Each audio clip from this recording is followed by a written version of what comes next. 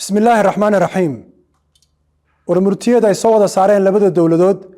Jamhuuriyadda Federaalka Soomaaliya iyo Jamhuuriyadda Federaalka Dimuqraadiga ee Ethiopia Madaxweynaha Jamhuuriyadda Federaalka Soomaaliya mudane Dr. Xasan Sheekh Maxamuud ayaa Muqdisho ku soo dhaweeyay Ra'iisul Wasaaraha dalka Ethiopia mudane Abiy Ahmed oo booqasho shaqo u yimid Soomaaliya booqashadan ayaa waxay daba socotaa kulamo xiriir ah oo labada hogaamiye yeesheen bilihii la soo dhaafay taasoo xoojinaysa dib u hagaajinta xiriirka labada dawladood labada hogaamiye waxay mar kale cadeynayaan sida ay uga go'an tahay xoojinta iskaashiga labada dal si ay uga faa'iideeyaan danaha labada shacab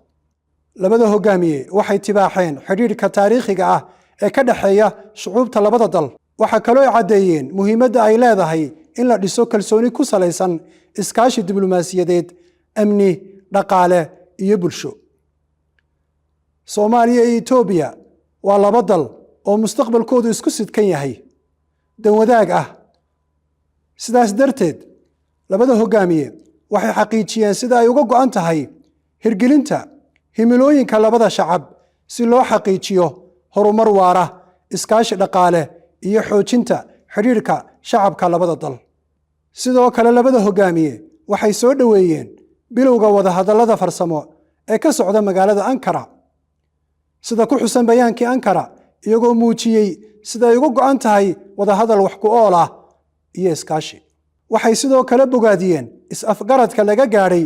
wada shaqaynta madaxda ciidanka xoogga dalka Soomaaliyeed iyo kuwa ciidanka difaaca qaranka Ethiopia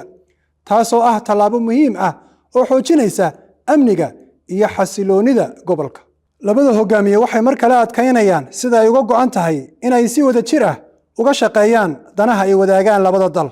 horumarinta nabadda iyo amniga iyo guud ahaan xasiloonida geeska Afrika Allah ma hadle